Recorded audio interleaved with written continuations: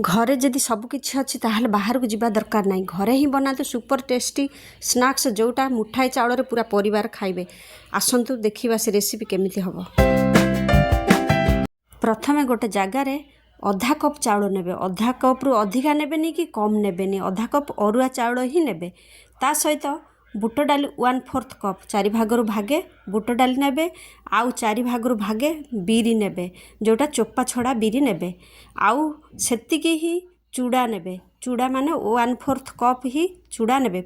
चूड़ा लास्ट रे आमे यूज करिबा कारण एथिरे मिसै परिबानी कारण धोइला बेले चूड़ाटा बतरी जाए। एठी मु धोई नेची। आपण माने जदि चाहिबे सुखा भी भाजी पारिबे। सुखा भाजिले तो बहुत बढ़िया। मु एठी बाली थिबार मु धोईकी गड़े नेची। धोई सारला पर पानी जम्मा ही रहिबो नहीं कारण पानी रही गले माने पूरा खराब हो जिवो। मु एठी गोटे जाली रे भल भाबरे छाणी नेची। छाणी नै किछि टाइम रखी देची। सबु पानी बाहरी जाईची।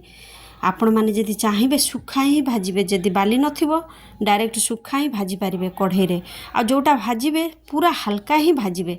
एठी सुखा कढ़ई रे मु पकई नेची जोटा हल्का भाजी नेची। हल्का माने पानी टोटाली रहिबो नहीं। सबु बेले तो गोटे प्रकार खाई खाई विरक्ति लागे। घरे सब किछि थाई कि आमे किछि करि पारुने। सबु बाहर खाइबा को पिला माने इच्छा करंती। एठी कोन करिवे चूड़ा को लास्ट रे ही पकेइबे कारण चूड़ा आगरु पकई देले से चूड़ा पूरा कड़ा हो जिवो कारण आमको ग्राइंडिंग करिवार अछि। सेथि पई फाइन पाउडर ही बनैबार अछि। जते बेले ठंडा हबो ता परे जाई कि आमे ग्राइंडिंग करिवा। ग्राइंडिंग हैला परे से गुंड को अलगा रखि नबा।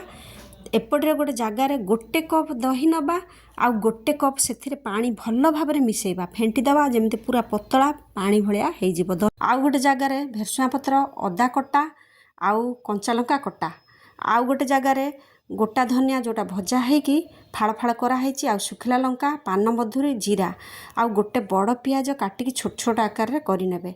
आउ ए मिश्रण जिते ठंडा हो डाली गुड़ा डाली चाउल जहाँ भी सेटा को गोटे फाइन पाउडर करे। पतला पाउडर हेले भल माने टिकी सेपटा बहुत बढ़िया आसे। आउ ता फ्लेवर बहुत बढ़िया। छोट पिलांकु जदि मॉर्निंग रे ब्रेकफास्ट से माने जदि घर जिनस खाऊना एमती ही करिक दियंतु आ बहुत पसंद करिवे। दही रे किंबा चटणी किंबा टमाटर सॉस रे भी दे पारिबे। आ तापरे ए मिश्रण को काढ़ी नेबे गोटे जगार सेथिरे लूण गोटे चामच टेस्ट अनुसार लूण पकेइबे। उपरु सबु मिश्रण पकेइबे। पियाज कटा धनिया पत्र किंबा भेरसुआ पत्र जदि धनिया पत्र थिबो पकेइबे भेरसुआ पत्र थिले भी पकेइबे। सबु पकेइले भी बहुत बढ़िया। आ पान मधुरी जीरा सबु पकेइ नेबे। पकेइ नै कि भल भाव टिके गोळेइ नेबे। आ जदि घरे राशि थिबो राशि तो पकेइले तार फ्लेवर दुई गुणा। एठी दही अल्प अल्प करी पकेइबे कारण से मिश्रण रे जेतेबेले आमे दही पकेइबा दही जेतेबेले टाणी नब पूरा सुखा हो जिवो। सेथिपई आ जदि अधिका पकई देबा पानिया भी हो जिवो ना से टिकी हो पारिबो ना गुलगुला हो पारिबो। सेथिपई से हिसाब रे दही पकेइबा गोळेइबा भल भाव रे गोळेइ नेबा।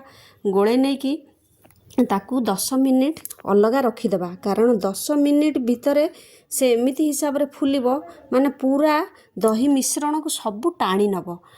देखिबे ऊपर गोटे चामच तेल पकई नेबे। तेल पकईले कारण ए टिकीटा बहुत सॉफ्ट होता है जितेबाला टिकी किंबा गुलगुला।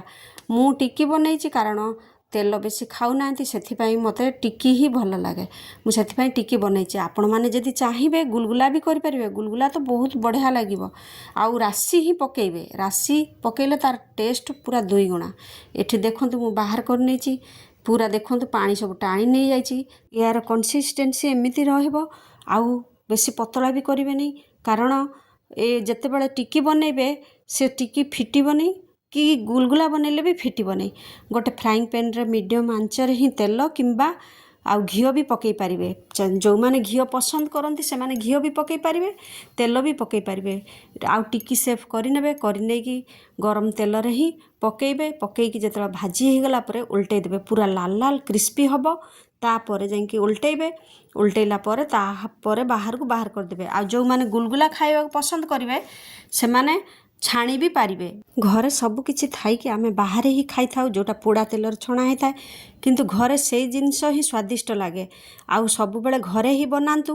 ଏଠି ଡାଲିର ବି ପ୍ରୋଟିନ୍ ରହିଲା, ଚାଉଳର ବି ରହିଲା, ସବୁ ପ୍ରକାର ଭିଟାମିନ୍ ଏଇଠି ହିଁ ପାଇଗଲେ। ସେଥିପାଇଁ ଘରେ ବନେଇକି ଖାଆନ୍ତୁ, ସୁସ୍ଥ ବି ରହନ୍ତୁ। ଆଉ ପୁରା କ୍ରିସ୍ପି ହେଇଥିବ, ଆଉ ବାହାରକୁ ବାହାର କରିବେ। ଆଉ ଯେଉଁମାନେ ଗୁଲଗୁଲା ଖାଇବାକୁ ପସନ୍ଦ କର, ଗୁଲଗୁଲା ତ ବହୁତ ବଢ଼ିଆ ଲାଗିବ। ଭିତରେ ସଫ୍ଟ ଥାଏ, ଉପରେ ଟିକେ କ୍ରିସ୍ପି ଥାଏ। ଆଉ ଗୁଲଗୁଲା କରିକି ବି ଖାଆନ୍ତୁ, ଯେମିତି ଯିଏ ଚାହିଁଲେ ସେମିତି ହିଁ କରିପାରିବ।